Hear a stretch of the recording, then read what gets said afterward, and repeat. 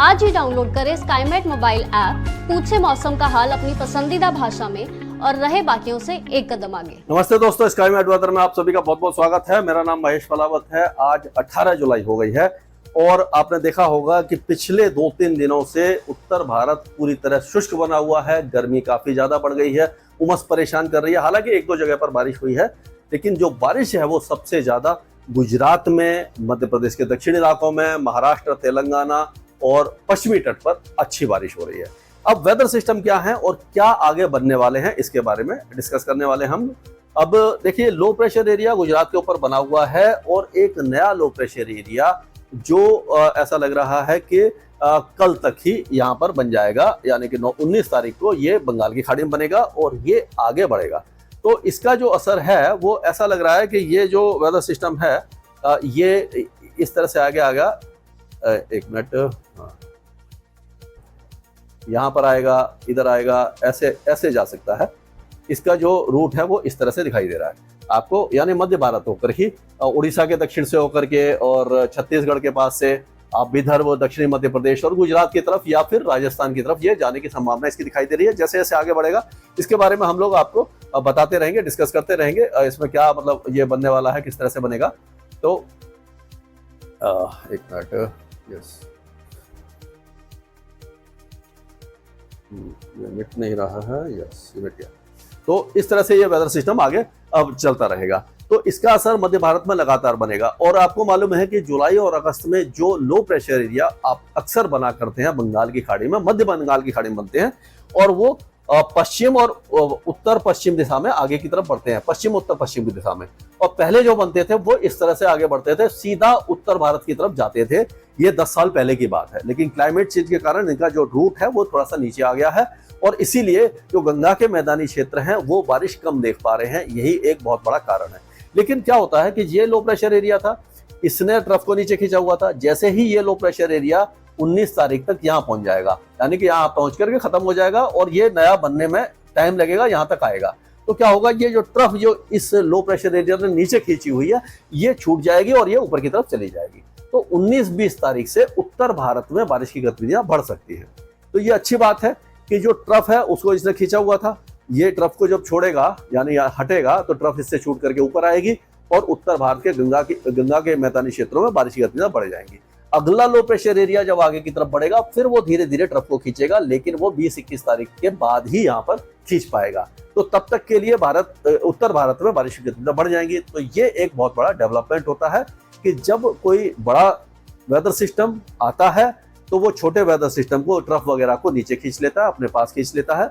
जब वो कमजोर पड़ जाते हैं तो ट्रफ फिर से अपनी जो नॉर्मल पोजीशन पर पहुंच जाती है, जो उत्तर भारत है।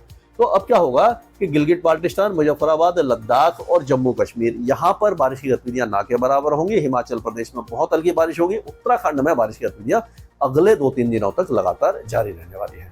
आज 18 तारीख को उम्मीद है कि पंजाब के कुछ इलाकों में और हरियाणा के और दिल्ली के कुछ इलाकों में हल्की फुल्की बारिश की गतिविधियां शुरू हो जाएंगी। पंजाब की अगर बात करें तो गुरदासपुर, होशियारपुर, कपूरथला, जलंधर, शहीद भगत सिंह नगर, लुधियाना, फतेहगढ़ साहब, संगरूर, बरनाला, ये जो इलाके हैं यहाँ पर ही बारिश रहेगी। पश्चिमी जो इलाके हैं यहाँ पर बारिश की संभावना कम नजर आ रही है और ये ऐसा लग रहा है कि 20-21 तारीख को यहाँ पर बारिश बढ़ जाएगी और काफी अच्छी बारिश होगी। उसी तरह से हरियाणा की अगर बात करें तो अम्बाला, यमुनानगर, पंचकुला, यहाँ से लेकर के कुरुक्षेत्र, करनाल, ये जो इलाके हैं यहाँ पर तो बारिश है, आज हो सकती है। और फिर उसके बाद पानीपत, सोनीपत, रोहतक, झज्जर, दिल्ली, रेवाड़ी, गुरुग्राम, यहाँ पर खंड वर्षा, बहुत हल्की बारिश की संभावना दिखाई दे रही है। 20-21 तारीख से यहाँ पर बारिश बढ़ सकती है, उससे पहले ज्यादा बारिश हमें दिखाई नहीं दे रही है। 20-21 तारीख को कई इलाकों में अच्छी बारिश होगी। हो सकता है कि दिल्ली के साथ साथ बाकी इलाके भी अच्छी बारिश देखें। अब अगर उत्तर प्रदेश की बात करें तो उत्तर प्रदेश के जो सहारनपुर, शामली, मुजफ्फरनगर, मेरठ, गाजियाबाद, हापुड़, मुरादाबाद, रामपुर, संभल, भदोही, बरेली, पीलीभीत, शाजापुर, लखीमपुर खीरी, बहराइच, श्रावस्ती, बलरामपुर, सिद्धार्थनगर, महाराजगंज, कुशीनगर, संत कबीर नगर, गोरखपुर, ये जो इलाके हैं यहाँ पर तो हल्की फुल्की बारिश रहेगी। लेकिन अगर हम हाथरस, मथुरा, अलीगढ़, हाथरस, ये सादाबाद और जो मोरसान, कलवारी, इनकी बात करें तो यहाँ पर बारिश की संभावना अभी फिलहाल बहुत कम है। आज 1-2 स्थानों पर खंड वर्षा हो सकती है, लेकिन 20 तारीख से यहाँ बारिश शुरू हो सकती है। 21 और 22 तारीख को उम्मीद ऐसे दिखाई दे रही है कि अच्छी बारिश यहाँ पर हो जाएगी और खेतों में पानी जो किसान भाई इंतजार कर रहे हैं उनका जो इंतजार पूरा हो जाएगा। और उसी समय जो बारिश की गतिविधियां हैं वो ललितपुर, जालौन, औरैया, मैनपुरी, कन्नौज, हरदोई, कानपुर, हमीरपुर, बांदा यहाँ पर भी बढ़ सकती है और बाकी इलाकों में भी बढ़ने की संभावना है। लेकिन 20-21 तारीख के आसपास जो पूर्वी उत्तर प्रदेश है यहाँ बारिश की संभावना कम हो जाएगी। अभी 1-2 दिनों तक तो बारिश रहेगी हल्की फुल्की, लेकिन 20 और 21 तारीख को ये पश्चिमी और मध्य उत्तर प्रदेश में ज्यादा रहेगी और पूर्वी में कम हो जाएगी। इस तरह का माहौल दिखाई दे रहा है। बिहार की बात करें तो बिहार में जो तराई वाले इलाके हैं वहां तो बारिश रहेगी, लेकिन बाकी इलाकों में हल्की बारिश रहेगी, बहुत ज्यादा बारिश दिखाई नहीं दे रही है। 19-20 तारीख को यहाँ पर थोड़ी सी बारिश बढ़ेगी। और उसी तरह से अगर हम इसकी बात करें राजस्थान की, तो राजस्थान के पूर्वी जिलों में तो ठीक ठाक बारिश है, लेकिन जो पश्चिमी जिले हैं यहाँ पर खंड वर्षा बढ़ जाएगी 19, 20 और 21 तारीख को। कई इलाकों में तो बहुत तेज बारिश होगी थोड़ी देर के लिए, क्योंकि खंड वर्षा क्या होती है, जैसे कि मैंने आपको पहले बताया था, वीडियो बनाया था कि जो गर्मी काफी ज्यादा बनी हुई है, 43 डिग्री जैसलमेर में चल रहा है, 40 डिग्री से ऊपर कई इलाकों में चल रहा है। और जब ये नमी वाली हवाएं लगातार यहाँ पर आ रही हैं, तो नमी के साथ जब गर्मी होती है तो खंड वर्षा वाले बादल यानी कि टुकड़ों वाले बादल बन जाते हैं और एक ही डिस्ट्रिक्ट में कहीं बहुत तेज बारिश देते हैं, कहीं हल्की बारिश देते हैं। तो इस तरह का माहौल यहाँ पर 20, 21, 22 तारीख तक रहेगा। यानी पूरा राजस्थान बारिश देखेगा, लेकिन हर डिस्ट्रिक्ट में हर जगह बारिश नहीं होगी। ये थोड़ा सा दिक्कत वाली बात आपको दिखाई देगी। अब मध्य प्रदेश की बात कर लेते हैं। तो मध्य प्रदेश में भी जो बारिश की गतिविधियां हैं, क्योंकि वेदर सिस्टम सारे मध्य प्रदेश के ऊपर से होकर जाने वाले हैं, तो दक्षिणी मध्य प्रदेश में तो बहुत अच्छी बारिश होगी। ये आज कल में ये नीमच, मंदसौर, ये जो इलाके हैं अलीराजपुर, उज्जैन, बड़वानी, धार, खांडवा, खरगोन, यहाँ पर कम हो जाएगी, लेकिन उसके बाद फिर से यहाँ पर बारिश बढ़ जाएगी। लगातार बारिश की गतिविधियां जारी रहेंगी। उत्तरी जो इलाके हैं वहां पर थोड़ी कम रहेगी। मुरैना, ग्वालियर, भिंड, दतिया, शिवपुरी, निवाड़ी, टीकमगढ़, छतरपुर, ये जो इलाके हैं यहाँ पर बारिश थोड़ी कम रहेगी, बाकी इलाकों में ज्यादा रहेगी। अब छत्तीसगढ़ की बात करें तो छत्तीसगढ़ में भी झमाझम बारिश होने की संभावना आपको दिखाई देगी। ये आधे छत्तीसगढ़ में ये जो इलाका है, दुर्ग, राजनांदगांव, रायपुर, कांकेर, बलौदाबाजार, बीजापुर, नारायणपुर, दांतेवाड़ा, बस्तर, सुकमा, ये इलाके अच्छी बारिश देखेंगे। कोरिया, सूरजपुर, बलरामपुर, बिलासपुर, ये जो इलाके हैं यहाँ पर थोड़ी सी कम रहेगी। जांजगीर वगैरह में थोड़ी कम बारिश रहेगी। अब झारखंड में चलते हैं। झारखंड में बारिश नहीं हो रही है पिछले 2-3 दिनों से। आज हल्की बारिश होगी, कल से बारिश थोड़ी सी बढ़ जाएगी, लेकिन बारिश जो झमाझम जो होती है वो यहाँ पर दिखाई नहीं देने वाली है। और उड़ीसा के कई इलाके झमाझम बारिश अब देखेंगे।